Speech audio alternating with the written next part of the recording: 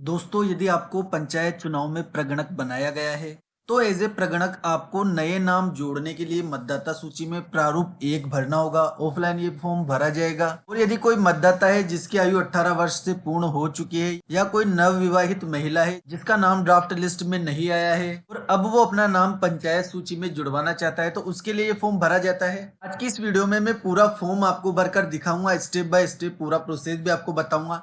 Documents आपको कौन कौन से लेने हैं वो भी बताऊंगा, क्योंकि ये फॉर्म पूरी तरह से ऑफलाइन भरा जाएगा। इससे पहले दोस्तों, चैनल पर आप नए हैं तो चैनल को सब्सक्राइब कर लीजिए, बेल आइकन को प्रेस कर दीजिए ताकि आने वाले अपडेट आपके मोबाइल तक पहुंच सके। देखिए दोस्तों, ये है प्रारूप 1। निर्वाचक नामावली में नाम सम्मिलित किए जाने के लिए आवेदन के लिए फॉर्म होता है। सबसे पहले आपको यहाँ पर देखिए, इस खाने के भीतर आपको अपना एक नवीनतम फोटो चिपकाना होगा। पासपोर्ट साइज वो फोटो होगा। इसके अलावा यहाँ पर आपको अपनी पंचायत समिति का नाम दर्ज कर देना है। लिखा भी हुआ है निर्वाचक रजिस्ट्रीकरण अधिकारी और पंचायत समिति।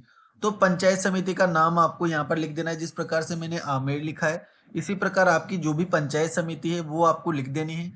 क्योंकि फॉर्म नंबर 6 भरकर विधानसभा और लोकसभा की सूची में नाम जोड़ा जाता है। वो ऑनलाइन भी फॉर्म बीएलओ भरते हैं, लेकिन इसकी प्रक्रिया पूरी तरह से चेंज है, इसलिए आपको इसको ध्यान से देख लेना है। इसके बाद मैं निवेदन करता हूं कि पंचायत व्रत जो आपकी वोटिंग लिस्ट के ऊपर दिया हुआ है, वार्ड के अनुसार ये होती है, उस पंचायत व्रत का नाम आपको यहाँ पर लिखना है जिस प्रकार निमोह मैंने लिखा है। उसके बाद किस वार्ड संख्या में आप नाम जोड़ रहे हैं या किस वार्ड संख्या में आपका परिवार निवास करता है तो वो वार्ड संख्या आपको यहाँ पर दर्ज करनी है। उसके बाद आता है आवेदक का ब्यौरा, यानी कि जिस मतदाता का हम नाम जोड़ रहे हैं सबसे पहले हमें उसका नाम यहाँ पर लिखना होगा। जिस प्रकार अनिक जैन मैंने उसका नाम यहाँ पर लिखा है। उपनाम यदि कोई वो लगाता है तो आप लिख सकते हैं, अन्यथा यहाँ पर आपको पूरा नेम उसका लिख देना है। उसके बाद 1 जनवरी आपको यहाँ पर लिखा मिलेगा। 2026 आपको यहाँ पर लिखना है। 1 जनवरी 2026 को क्या उसकी उम्र हो जाती है। जैसे इस मतदाता की उम्र 18 वर्ष और 6 मास 1 जनवरी 2026 को हो जाएगी तो वो मैंने यहाँ पर लिख दी। उसके बाद जन्म तिथि आपको यहाँ पर लिखनी है, दिन मास और वर्ष DDMMYY के फॉर्मेट में आपको दर्ज करनी होगी। उसके बाद आता है पिता माता या पति का नाम। देखिए दोस्तों, नवविवाहित महिला का यदि आप भर रहे हैं तो पति का नाम भी आप यहाँ पर लिख सकते हैं। तो देखिए, मनोज जैन उसके पिता का नाम मैंने यहाँ पर लिख दिया है, क्योंकि ये इसका पुत्र है अनिक जैन, तो पिता का नाम यहाँ पर लिख दिया है। इसके बाद वर्तमान सामान्य निवास स्थान की विशिष्टिया, यानी कि पूरा एड्रेस अब हमें इसके बाद लिखना होगा। देखिए दोस्तों, सबसे पहले आपको यहाँ पर मकान नंबर दर्ज करने हैं। मतदाता सूची के अनुसार आप इसको भर रहे हैं। जिस मकान नंबर पर आपका परिवार दर्ज है वही मकान नंबर आपको यहाँ पर दर्ज करने हैं। उसके बाद मार्ग, क्षेत्र, परिक्षेत्र, मोहल्ला, सड़क जो भी आपके एड्रेस में आता है वो आपको यहाँ पर लिखना है। नगर और ग्राम का नाम आपको यहाँ पर लिखना है। उसके बाद तहसील का नाम आपको यहाँ पर दर्ज करना होगा। देन जिले का नाम आपको यहाँ पर दर्ज करना है। पंचायत समिति का नाम आपको यहाँ पर दर्ज करना है। इसके बाद 6 अंकों का पिन कोड भी आपको यहाँ पर दर्ज करना होगा। आपकी पंचायत का जो पिन कोड है वो आपको यहाँ पर दर्ज करना होगा। उसके बाद मतदाता के मोबाइल नंबर आपको यहाँ पर दर्ज करने हैं। ईमेल आईडी यदि उपलब्ध हो जाती है, अवेलेबल है, तो ईमेल आईडी भी आप दर्ज कर सकते हैं, अन्यथा आप इसको खाली भी छोड़ सकते हैं। उसके बाद विधानसभा क्षेत्र का नाम आपको यहाँ पर लिखना होगा और विधानसभा में भाग संख्या कौन सी है वो आपको यहाँ पर दर्ज करना होगा। ये सारी जानकारी आपको प्रगणक के पास आसानी से मिल जाएगी। के बाद तीसरा कॉलम आता है निर्वाचन क्षेत्र की वर्तमान निर्वाचक नामावली में पहले से ही सम्मिलित आवेदक के परिवार के सदस्यों का ब्यौरा, यानी कि जो सदस्य पहले से मतदाता सूची में सम्मिलित है उनकी डिटेल हमें यहाँ पर भरनी होगी। क्रम संख्या आपको यहाँ पर डाल देनी है, 1 लिख दीजिए। उसके पिता का नाम आपको यहाँ पर दर्ज करना है। आवेदक के साथ संबंध क्या है, पिता है तो पिता लिख देना है। और मतदाता सूची में उसकी क्या क्रम संख्या है वो आपको यहाँ पर दर्ज करनी होगी। देखिए दोस्तों, केवल पिता का नाम आप लिख देंगे तब भी आपका नाम जुड़ जाएगा, कोई प्रॉब्लम आपको नहीं होगी। 2 नाम लिखने की आपको आवश्यकता नहीं है। तो ये फ्रंट पेज था इस प्रारूप का। आपको इस प्रकार से पूरी डिटेल भर देनी है। देखिए दोस्तों, इसके बाद कॉलम नंबर 4 आता है जिसमें घोषणा आपको करनी है कि मैं भारत का नागरिक हूँ।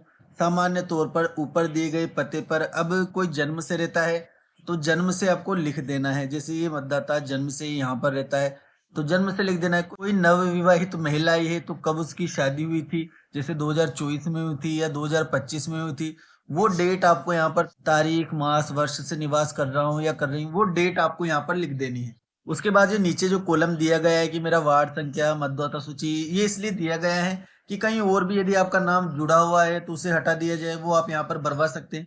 लेकिन कहीं पर नहीं जुड़ा हुआ है तो केवल आपको ये वाला कॉलम ही भरना है, इसको आपको बिल्कुल ब्लैंक छोड़ देना है। देन आपको स्थान का नाम लिखना है, किस स्थान से आप इस फॉर्म को भर रहे हैं वो स्थान आपको लिख देना है, और किस डेट में आप ये फॉर्म भर रहे हैं वो डेट आपको लिख देनी है। जैसे 1/2/2026 यानी कि आज की डेट में मैंने ये फॉर्म भरा है, तो आज की डेट यहाँ पर मेंशन कर दी है। जिस डेट में आप भरते हैं वो डेट आप यहाँ पर मेंशन कर सकते हैं।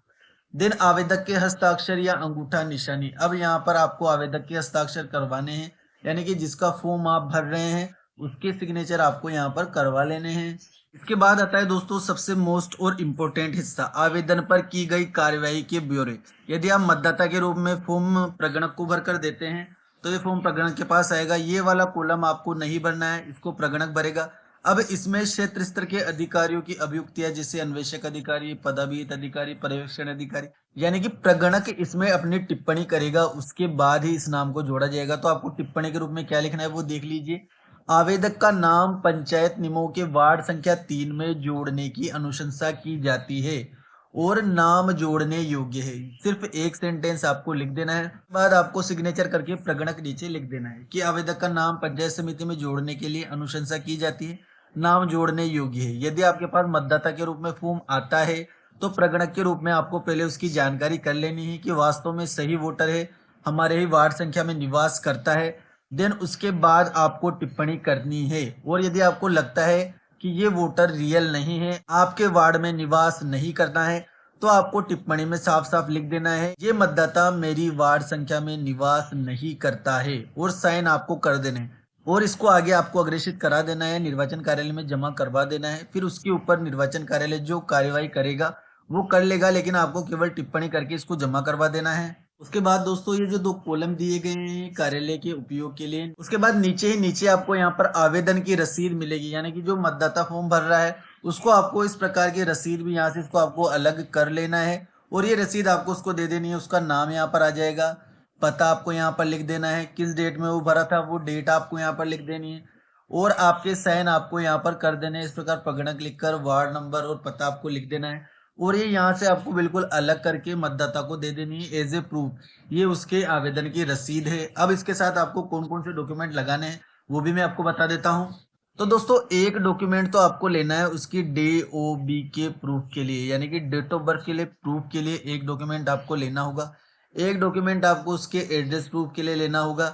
2 डॉक्यूमेंट तो आपको उससे नेसेसरी रूप से लेने हैं, उनकी जेरोक्स आपको लेनी है, फोटो व्हाट्सएप पर नहीं लेने हैं, क्योंकि उनकी जेरोक्स आपको फॉर्म के पीछे लगानी होगी और ये फॉर्म कार्यालय में जमा करवाना होगा, तभी मतदाता का नाम जुड़ पाएगा। तो दोस्तों ये प्रोसेस थी कि पंचायत चुनाव में किस प्रकार आपको नया नाम ऐड करना है। जिनकी आयु हो चुकी है या जो नवविवाहित है, विधानसभा में नहीं जुड़ पाई है, उनके लिए आपको प्रारूप 1 भरकर नाम जोड़ना होगा। इसी तरह नाम काटने के लिए प्रारूप 2 भरा जाएगा, उसके लिए भी मैं वीडियो बना दूंगा। दोस्तों अगर आपको वीडियो पसंद आया हो तो वीडियो को लाइक करके चैनल को सब्सक्राइब जरूर कर देना, और कोई क्वेश्चन यदि आपके मन में उठ रहा है तो कमेंट बॉक्स में मुझे जरूर बताना। Thank you.